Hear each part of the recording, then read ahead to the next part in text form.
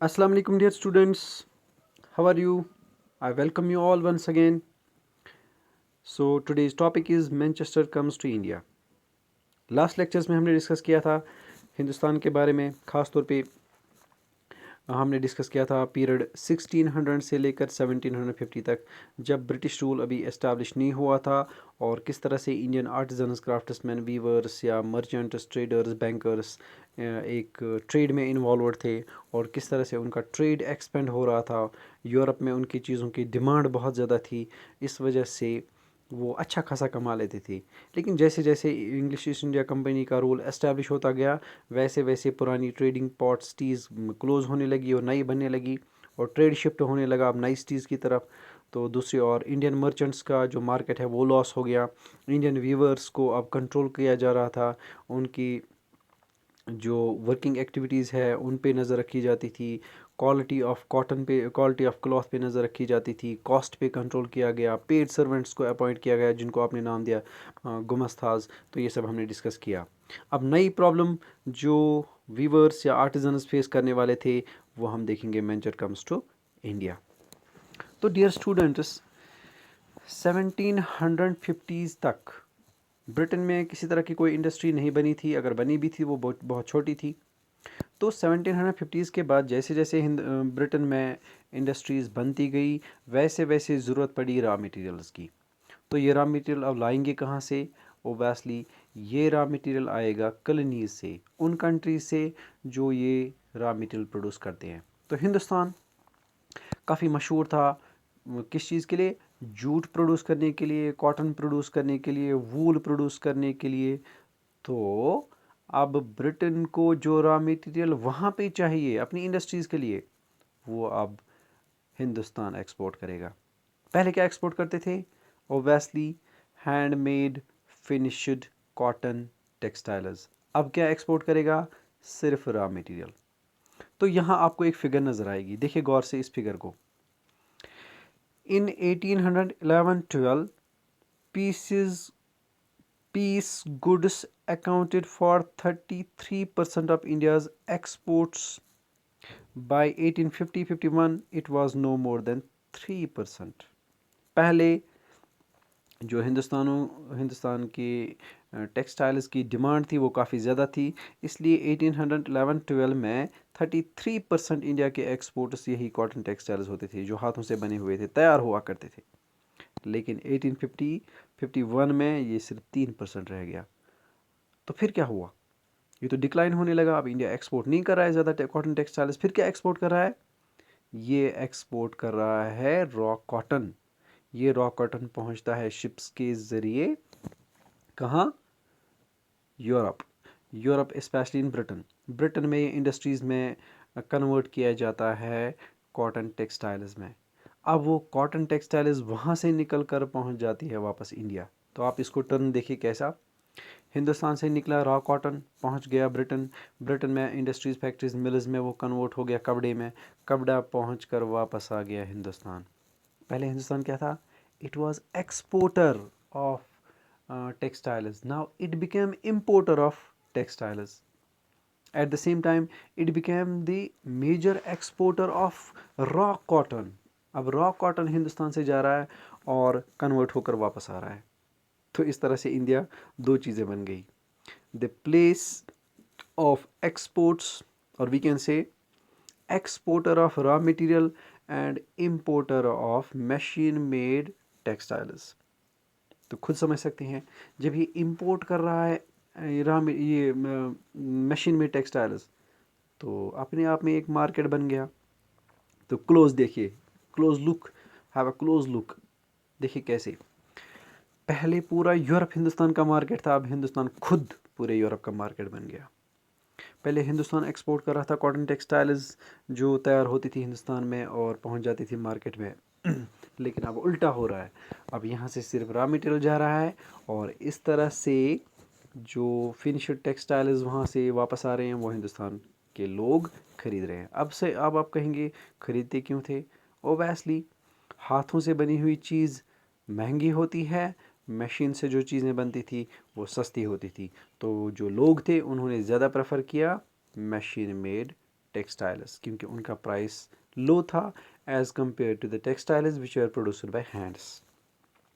तो इसीलिए मैंने बोला 1811-12 में जो फिनिश्ड टेक्सटाइल्स हिंदुस्तान से एक्सपोर्ट हो रहे थे वो 33% के आसपास थे, लेकिन यही 1850s में पहुंच गए 3% तक।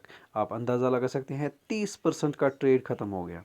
लेकिन दूसरी ओर एक्सपोर्ट रेट बढ़ गई, लेकिन वो एक्सपोर्ट क्या थे? Raw material. And obviously pressure किन पे आएगा जी? प्रेशर आएगा कल्टिवेटर्स पे। किन कल्टिवेटर्स पे? जो प्रोड्यूस करते हैं जूट और कॉटन अपनी लैंड्स में।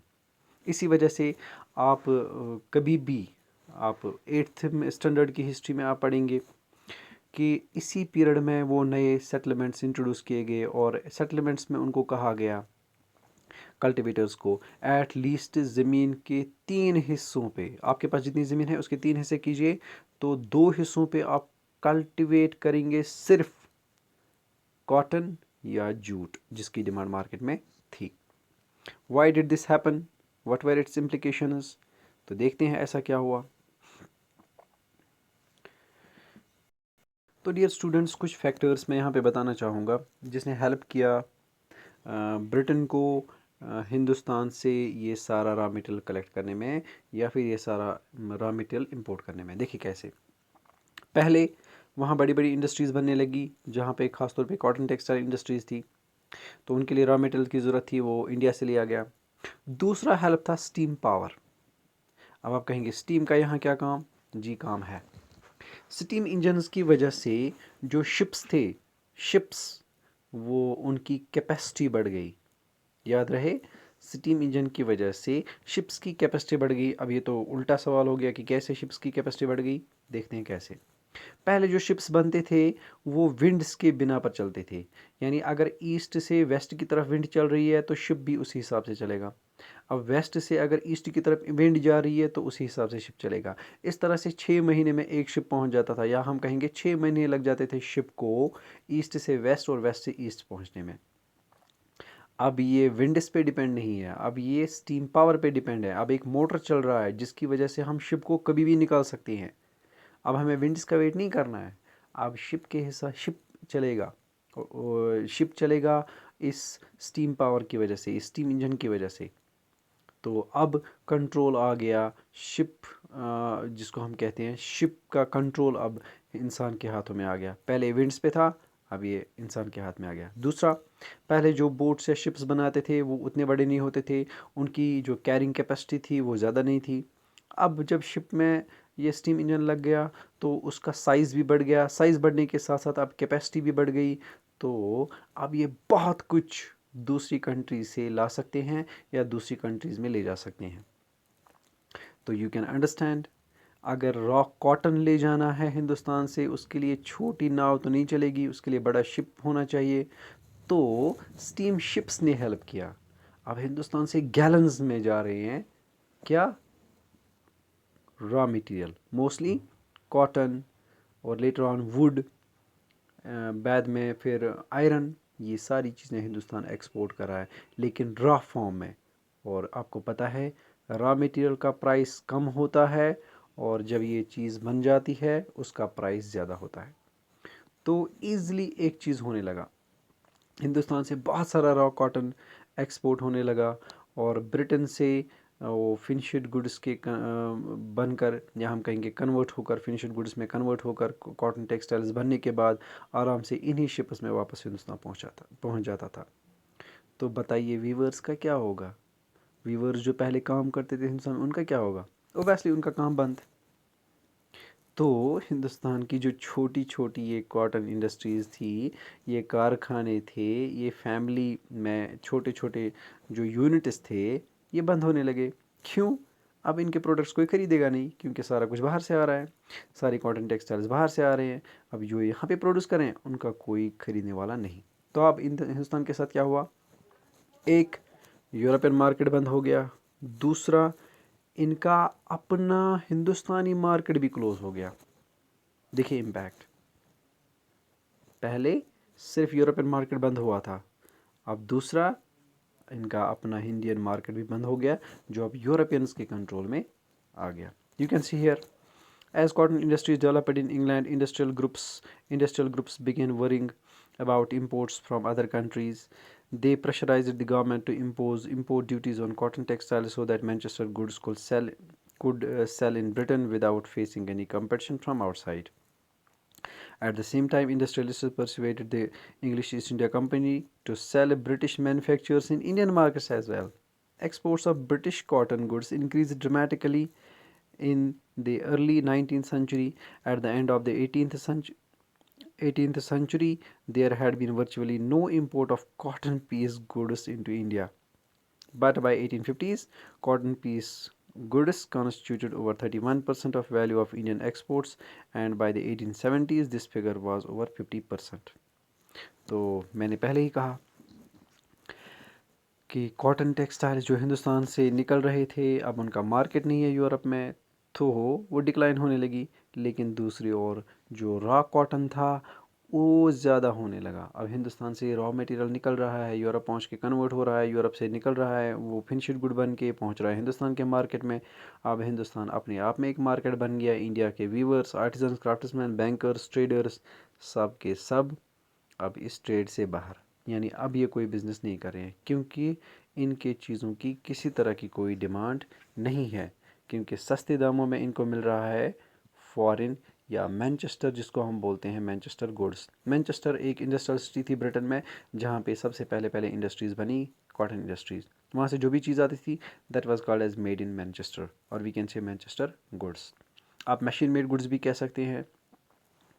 तो जैसे जैसे इंपोर्ट होने लगा हिंदुस्तान में, जैसे जैसे ये चीज़ें बाहर से आने लगी, वैसे वैसे हिंदुस्तान के जो आर्टिजन क्राफ्ट्समैन थे उनका अपना मार्केट भी क्लोज़ हो गया। तो ब्रिटिश रूल की वजह से एक इनका अपना मार्केट खो गया, यूरोप का मार्केट खो गया। दूसरा, अब ये अपना काम ही छोड़ने लगे, तो नतीजा क्या हुआ? हिंदुस्तान की जो छोटी छोटी इंडस्ट्रीज़ जो घरों में होती थी, मोहल्ले में होती थी, गांव में होती थी, या छोटे छोटे कारखाने होते थे जहाँ पे 10-20 लोग मिलकर काम करते थे, ये बंद होने लगी। And these industries are called as cottage industries. Cottage industries means where cotton textiles were produced. तो यहाँ एक बात और समझने की कोशिश करेंगे, वो क्या? पहले मैंने कहा था जो इंडस्ट्री होती है, इंडस्ट्रियलाइजेशन होती है, ये साइन ऑफ डेवलपमेंट होती है। तो ब्रिटेन में जहाँ छोटी छोटी इंडस्ट्रीज़ बंद हो गई, वहाँ नई नई इंडस्ट्रीज़ बन गई, तो डेवलपमेंट हो गई। हिंदुस्तान में क्या हुआ? यहाँ तो छोटी छोटी इंडस्ट्रीज़ बंद हो गई, नई बनी या नहीं बनी वो भी देखेंगे। So cotton viewers in India thus faced two problems at the same time. Their export market collapsed, यानी यूरोपियन मार्केट कोलैप्स हो गया, एंड लोकल मार्केट श्रैंक, जो अपना मार्केट हिंदुस्तान में था वो भी बंद। बीइंग ग्लटेड विथ मैनचेस्टर इंपोर्ट्स, क्योंकि यहाँ पे क्या आने लगे? Manchester goods produced by machines it at lower costs. The imported cotton goods were so cheap that weavers could not easily compete with them.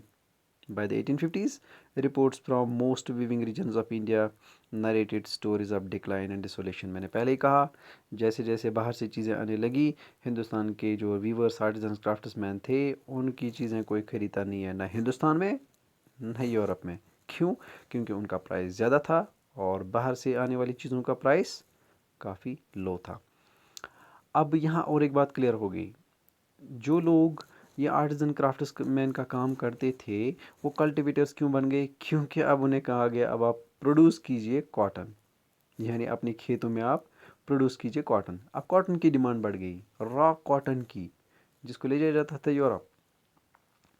तो अब इसी वजह से आर्टिजन्स क्राफ्ट्समैन, जो ट्रेडिशनल सिस्टम था इनका घर में फैमिली का, ये काम करते थे पार्ट टाइम में, जब कल्टीवेशन नहीं करनी होती थी तो यही काम करते थे। अब ये काम नहीं करते हैं, अब ये पूरा प्रेशर, पूरा फोकस करते हैं कल्टीवेशन पे, और वहाँ पे भी क्या प्रोड्यूस करते हैं? यस, रॉ मटेरियल, क्योंकि उसकी यूरोपियन मार्केट में डिमांड है, यूरोपियन इंडस्ट्रीज़ को उसकी ज़रूरत है। सो India began to produce raw materials to feed the hungry machines of Britain. G. Now India began to produce raw materials to feed the hungry machines of Britain. You can understand these things. So by the 1860s, weavers faced a new problem. They could not get supply of raw cotton of good quality. क्यों? यहाँ पे clear है, अब जब English east India company pressure कर रही है cultivators को, आप रॉ कॉटन प्रोड्यूस कीजिए हमारे लिए, हम इसको बेचेंगे इंटरनेशनल मार्केट में, तो लोकल मर्चेंट्स, वीवर्स या आर्टिजन्स को कहाँ से मिलेगा? अब अगर वो ख़रीदना चाहते हैं तो उन्हें कंपनी से ख़रीदना होगा, और कंपनी डेफिनेटली हिंदुस्तान के लोकल आर्टिजन्स क्राफ्ट्समैन को ये रॉ मटेरियल महंगा बेचेंगे।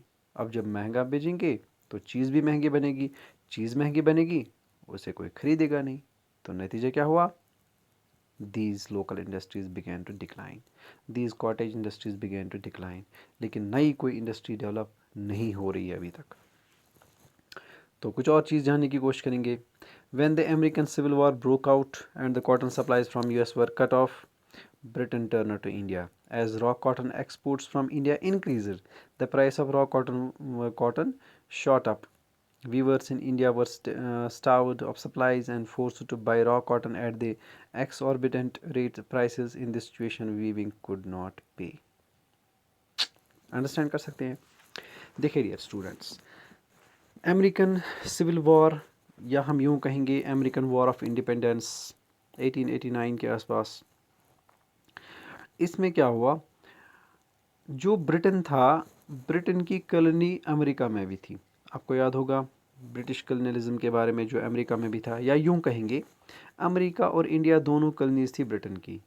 तो दोनों कंट्रीज से ये निकालता था रॉ मटेरियल।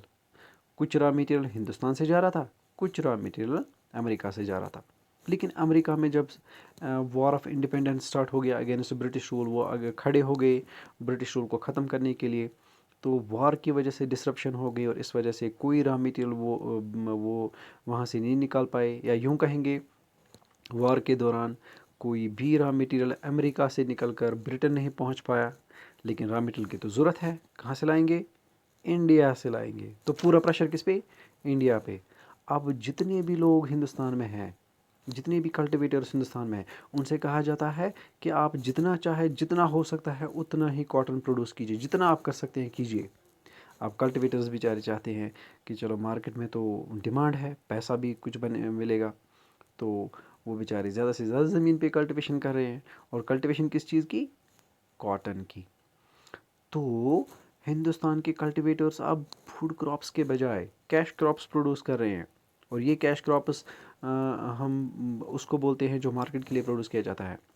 यानी कैश क्रॉप का मतलब होता है वो क्रॉप जो मार्केट में बेचने के लिए प्रोड्यूस किया जाता है। ओबियसली यहाँ कॉटन प्रोड्यूस किया जाता है मार्केट में बेचने के लिए। तो नतीजा क्या हुआ? दूसरी प्रॉब्लम, यहाँ फूड ग्रेन्स का डिक्लाइन हो गया। क्यों? अब जब ज़्यादा ज़मीन पर कॉटन कल्टिवेट हो रहा है तो फूड कहाँ से प्रोड्यूस होगा? तो दो प्रॉब्लम्स, एक साइड से मार्केट डिमांड कर रहा है कॉटन, और दूसरी साइड से जो पेट है अपना वो डिमांड कर रहा है फूड। अब इंसान चाहता है कि मैं प्रॉब्लम को सॉल्व करूं, थोड़े पैसे कमा लूं, तो वो कॉटन प्रोड्यूस कर रहा है, जबकि फूड ग्रेन्स का डिक्लाइन क्लियर नज़र आएगा। तो पॉवर्टी और ज़्यादा प्रॉब्लम बढ़ेगी। तो इस वजह से इस पीरियड में ज़्यादातर पॉवर्टी नज़र आई। हालांकि ये ज़्यादा प्रोड्यूस कर रहे थे लेकिन फिर भी ज़्यादा प्रॉब्लम्स नज़र आई। ये भी देखेंगे क्यों। Then by the end of the 19th century, weavers and other crafts people faced yet another problem. Factories in India began production, flooding the market with the machine goods. How would weaving industries possibly survive? How could weaving industries possibly survive? तो 19th century में क्या हुआ? जो viewers और craftsman थे उन्होंने और एक प्रॉब्लम फेस की। वो क्या थी? Factories in India began production, flooding the market with machine goods. How could weaving industries possibly survive? इस चीज़ को और समझने की ज़रूरत है। पहले फेज़ यानी 1600 से लेकर 1750 तक ब्रिटेन में कोई इंडस्ट्री नहीं थी। 1750 से लेकर 1850 तक ब्रिटेन में इंडस्ट्रीज़ बनने लगी, हिंदुस्तान रॉ मटेरियल प्रोवाइड करने लगा, और रिटर्न में ये फिनिश्ड गुड्स हिंदुस्तान के मार्केट में पहुंच गई। तो लाने ले जाने का सिस्टम फिर भी लेंथी था, क्योंकि ईस्ट से वेस्ट, या हम यूँ कहेंगे इंडिया से ब्रिटेन तक का जो समंदरी सफ़र है वो काफ़ी लंबा चौड़ा था। 6 महीने लगते थे आने जाने में। स्टीम इंजन की वजह से वो सफ़र 3 महीने का हो गया। सिर्फ 3 महीने में अब शिप आ जा सकता है, लेकिन फिर भी टाइम तो लगता है ना। दूसरा, ये काफ़ी कॉस्टली काम भी है। देखिए इंडस्ट्रियलिस्ट को क्या क्या देखना है। सबसे पहले उसको रॉ मटेरियल ख़रीदना है इंडिया से और फिर वो पहुंचाना है शिप के ज़रिए कहाँ, ब्रिटेन। फिर इंडस्ट्री में उसको कन्वर्ट किया जाएगा रॉ मटेरियल में। अब देखिए, शिप का खर्चा, ट्रांसपोर्टेशन जिसको हम बोलते हैं वो खर्चा, लेबरर्स का खर्चा, लाने का खर्चा, वापस ले जाने का खर्चा, ये बहुत खर्चा था। तो ब्रिटिश गवर्नमेंट ने क्या डिसाइड किया, हम क्यों ऐसा करेंगे कि हिंदुस्तान से रॉ मटेरियल लाएंगे, ब्रिटेन पहुंचाएंगे, ब्रिटेन में कन्वर्ट करेंगे, हिंदुस्तान पहुंचाएंगे। एक काम करते हैं, अपनी इंडस्ट्रीज़ ही हिंदुस्तान में बनाएंगे, हमारी कंट्रोल की इंडस्ट्रीज़। तो 1850s के बाद ट्रेंड चेंज हो गया। अब इंडस्ट्रीज़ हिंदुस्तान में बनने लगी। अब इंडस्ट्रीज़ हिंदुस्तान में बनने लगी। ये इंडस्ट्रीज़ कंट्रोल कौन कर रहा था, ब्रिटिशर्स कर रहे थे। यानी ब्रिटेन से बड़े बड़े इंडस्ट्रियलिस्ट्स ने अपना पैसा इन्वेस्ट किया, हिंदुस्तान में इंडस्ट्रीज़ बनाई। तो अब देखिए क्या होगा, हिंदुस्तान की ज़मीन पे इंडस्ट्री, हिंदुस्तान के लेबरर्स, हिंदुस्तान का रॉ मटेरियल और हिंदुस्तान ही मार्केट। बताइए क्या होगा, पूरा मार्केट कंट्रोल हो गया। पूरा हिंदुस्तानी मार्केट ब्रिटिशर्स के हाथ में आ गया। You can understand these things. पहले तो समहाउ मैनेज कर लेते थे वीवर्स आर्टिजन चोरी छुपे, लेकिन अब क्या करेंगे, अब हिंदुस्तान में इंडस्ट्रीज़ हिंदुस्तान में ही है, लेबरर्स भी हिंदुस्तान के हैं, रॉ मटेरियल भी हिंदुस्तान का ही है और ख़रीदने वाले भी हिंदुस्तानी है। अब लाने ले जाने का सिस्टम क्लोज। तो इसीलिए यहाँ पे देखिए, factories in India began production, flooding the market with machine goods. How could weaving industries possibly survive, कैसे सर्वाइव करेंगे। ओबेसली जो बची कुची थी वो भी बंद हो गई। तो यहाँ पे लिखा है by the end of the 19th centuries, it means 1817 80s। तो यही मैंने कहा आफ्टर 1850s। इसको गौर से देखिए, ये बॉम्बे हार्बर आपको नज़र आएगा लेट 18th सेंचुरी में। Bombay and Calcutta grew as trading ports in the 1780s. This marked the decline of the old trading order and the growth of the colonial economy. Ships देखिए आपको नज़र आएंगे, ये जो बड़े बड़े शिप आपको नज़र आ रहे हैं, ऊंचे ऊंचे आपको नज़र आ रहे हैं, यही थे वो शिप्स जो विंड्स पे डिपेंड थे। यानी ये विंड्स के हिसाब से चलते थे। अगर ईस्ट से वेस्ट की तरफ विंड जा रही है, शिप भी उसी डायरेक्शन में जाएगा। अगर वेस्ट से ईस्ट की तरफ शिप जा रहा है, विंड जा रही है, तो उसी डायरेक्शन में शिप भी जाएगा। लेकिन स्टीम इंजन ने 1850s के बाद ये ट्रेंड ही बदल दिया। अब अपनी मर्ज़ी से शिप चलाया जा सकता है, उसकी कैरिंग कैपेसिटी भी जो है वो भी काफ़ी बढ़ गई। सो फैक्ट्रीज कम अप, इस टॉपिक को हम डिस्कस करेंगे नेक्स्ट टाइम। तब तक के लिए खुदा हाफिज़।